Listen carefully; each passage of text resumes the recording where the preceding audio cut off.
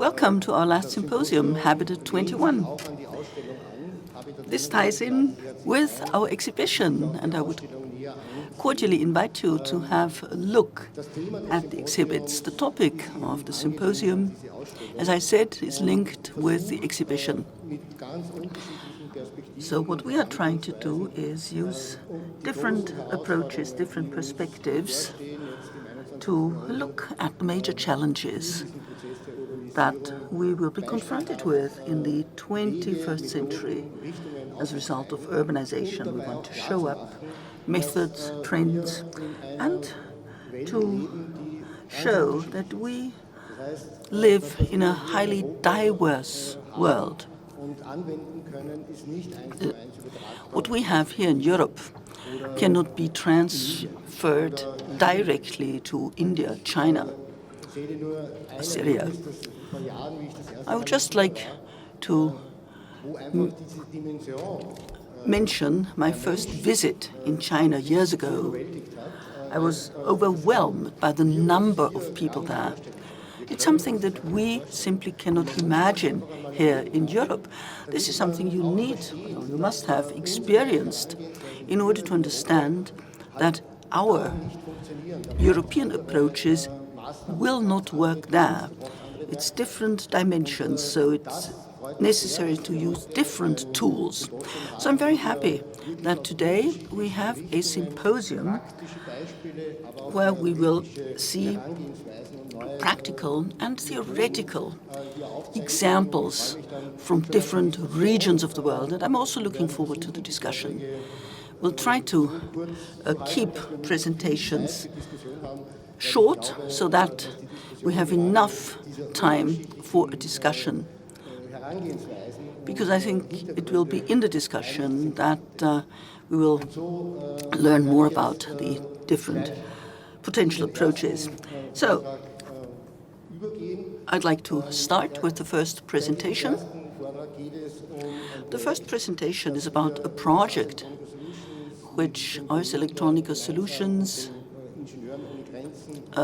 together with engineers from Without Frontiers, have prepared and will be launching in October, hopefully. It's a project which is very close to my heart and dear to my heart.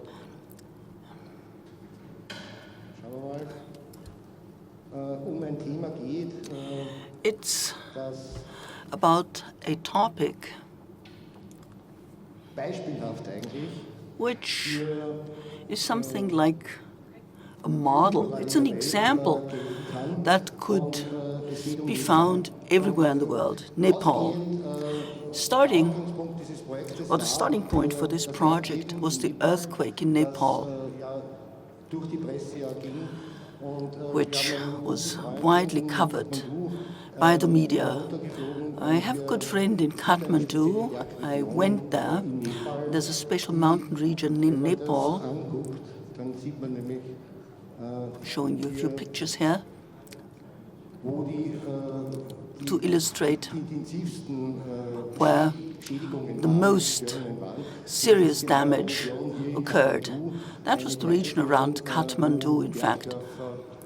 A mountain region, mountain villages that have been in existence for hundreds of years, very simple, self-sufficient, and they were,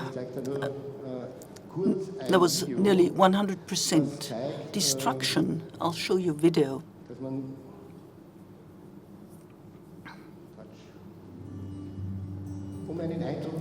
Just to give you an impression. This is a village where my friend lives, and you can see 100% of the village actually were destroyed. No single house could be used after the earthquake.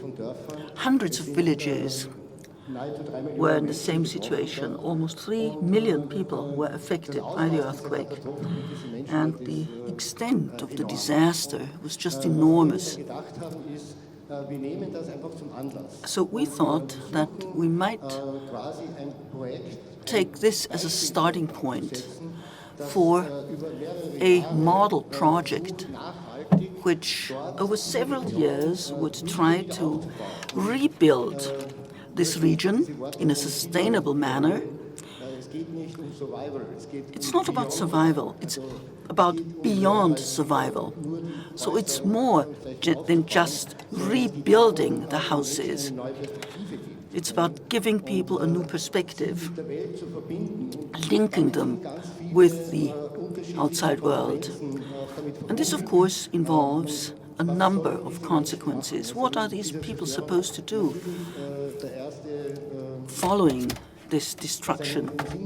The first thing that comes to mind, of course, move to the city, move to Kathmandu. However, the city cannot provide accommodation for all these people. They will find no jobs. And I think the consequences are obvious.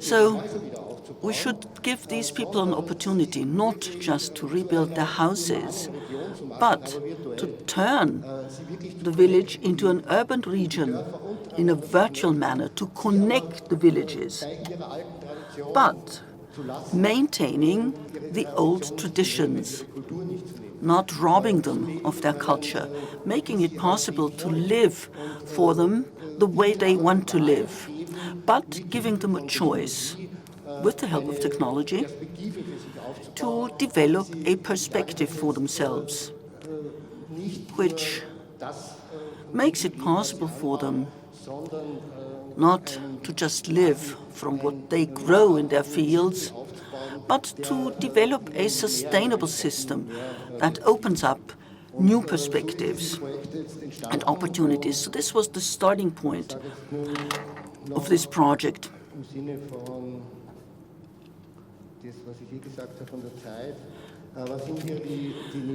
So what are our next steps or plans?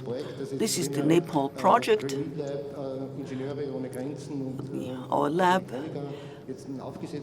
Engineers Without Borders and Ars Electronica. Engineers Without Borders have already worked out a concept for earthquake-safe buildings using the local resources or building materials, wood, stone, clay. So this will be done together with the locals, with people living there. So this is the concept that we're going to implement. And the next steps for the coming weeks and months are listed here. We will use all technological possibilities. We will use our network, the KB Lab, the Ars Electronica network, the network of Engineers Without Borders. And we will also involve other organizations in order to implement the project rapidly. We have cooperation with ESA. We can use their satellite data and use the evaluation and analysis of the data for social mapping. For instance, we have the Asian Institute of Culture on board.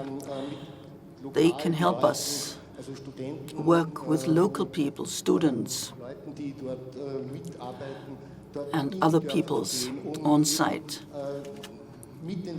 So we can go into the villages and work out the basis for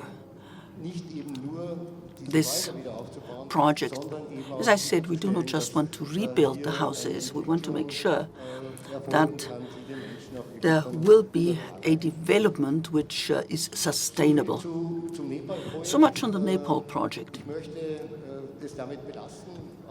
I would leave it at that because, as I said, I want to have enough time for discussion.